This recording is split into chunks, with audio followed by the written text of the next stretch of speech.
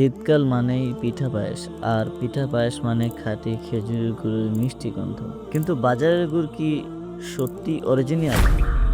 বিশ্বাস করুন, আমি ইব্রাহিম বিশ্বস্ত ফুড থেকে আপনাদের এই প্রশ্নের উত্তর দিতে এখানে এসেছি। বিগত কয়েক বছর ধরেই আমরা রাজশাহীর অরিজিনাল গুড় পৌঁছে দিচ্ছি হাজারো পরিবারের কাছে, এবং গত বছরই আমরা 1000 কেজিরও বেশি গুড় সেল করেছি শুধুমাত্র আপনাদেরই ভালোবাসায়।